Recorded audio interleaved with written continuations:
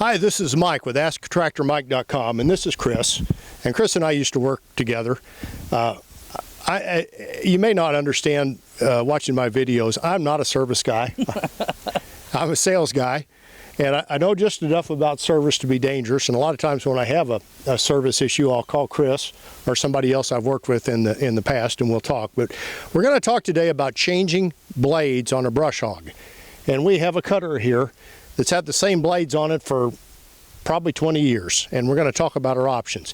Chris does mobile service. He's here to hold my hand and get me through this because we don't know where this is going to turn out. Chris, if you just were pulling up here to take those blades off, what would you do?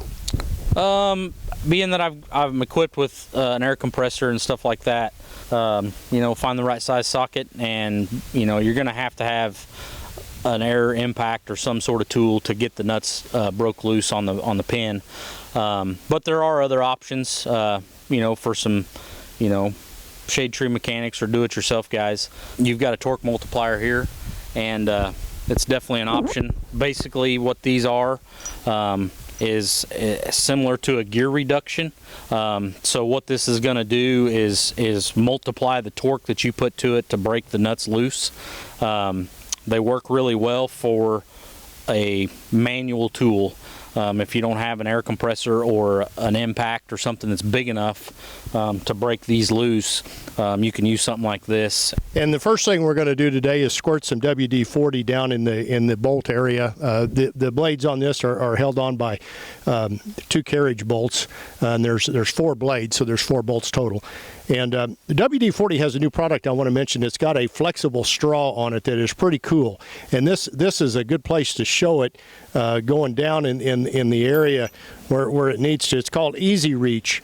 And it'll get right down in there, and you can bend the straw around wherever you want to. And this is a handy product to have. The torque multiplier, this is Mike ordering off of Amazon. And Mike doesn't do much service work. If he's got a big problem, he'll call Chris. I knew you had air tools, and I know a lot of my folks that watch me want to do their own work and don't have air tools. So I went the cheap route. I ordered the $80 torque multiplier. It's 1/2-inch drive. How concerned are you about that? Oh, I think it'll be fine. You know, a lot of that stuff is obviously going to be made in China, and it may be a cheaper product. It may not be as tough as, you know, a name brand, a snap-on tool or something like that. But for a guy that's going to do this once every 2 or 3 years, once a year at the most, the tool should be fine. We're going to find out today if we're going to break it. If you really wanted a good torque multiplier, you're talking $300 to $600. Yeah, you're going to spend some money on a torque multiplier, and like I say, it's something that you're probably not going to use that often. Yeah. Let's get with it.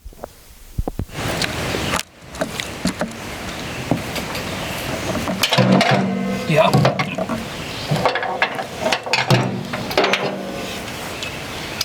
Yeah, sure enough.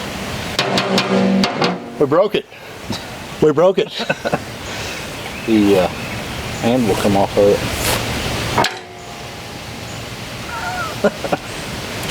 That was $78 well spent. Well, we found out the $78 torque multiplier was not the answer, but Chris has another possibility here. Chris, tell us what you got. So I've got some Milwaukee cordless impacts. These I use every day. Great tool, great product. This is a 1/2-inch drive. This is a 3/4 drive. More than likely the 1/2-inch should do the trick. If not, we got the bigger one.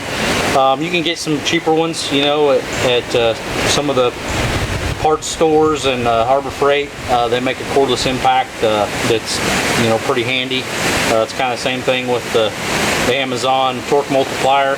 It's not something you use every day. You can probably get by with a cheaper one, but I definitely highly recommend the Milwaukee. Like I say, I use them day in, day out, and never have any issues, so we'll see what happens. You're going to try a 1/2-inch first? Yeah.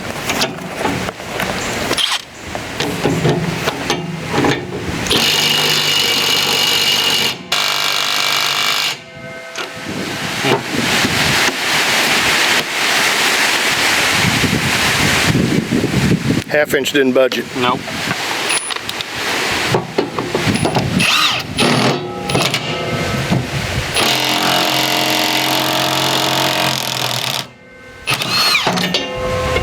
Okay, 3/4 budgeted. There it is.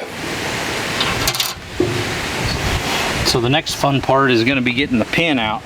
So the way these brush hog blades are usually attached is it's like a carriage bolt, which has a little indention on the bolt itself, or the pin they call it.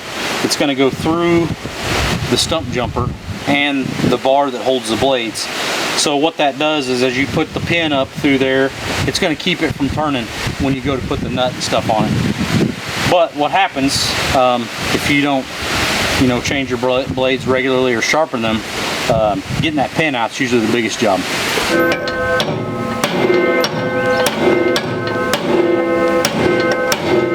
There she blows.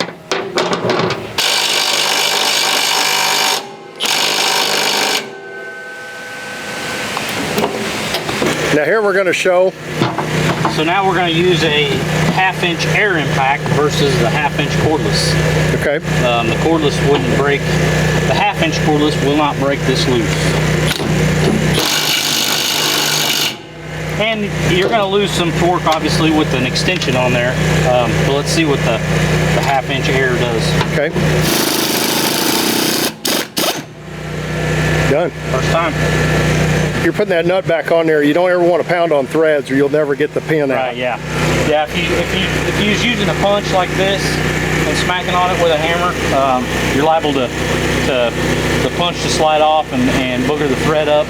And yeah, at that point you're going to have to replace the pin.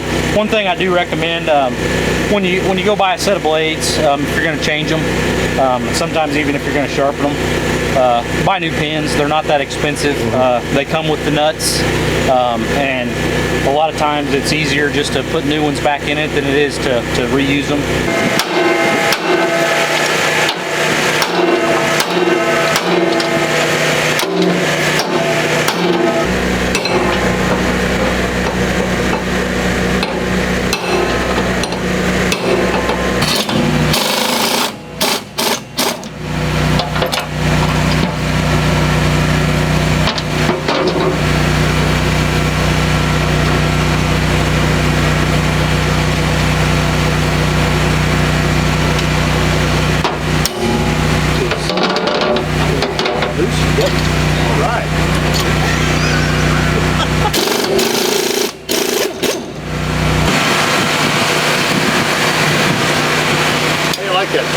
I like that. That's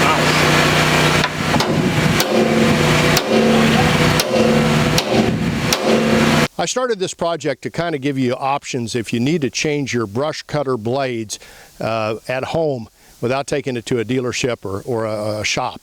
What could you do? And I think that we found out the cheap torque multipliers are probably not the answer to that. And I didn't really expect that personally when I ordered that product. Now I'm going to tell you, I have an email into the company. If they want to warranty that, that's great. It will help me putting the blades back on, which is the next video.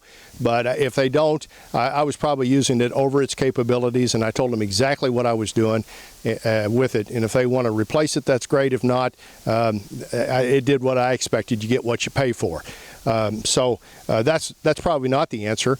Unless the blades haven't been on there long. Now, I tell you something I was real impressed with. A couple of things. First off, I really love this WD-40 with the easy reach straw. When you're trying to get into a tight place, that's a winner. You need some of that in your toolbox. And of course, they're a sponsor, but I'm proud to have them. I use their product all the time. And the other winner in this, I think, Chris mentioned the Milwaukee tools. He's a fan of that brand, but I'm seeing a lot of these electric impact, battery-powered impact tools with huge amounts of torque.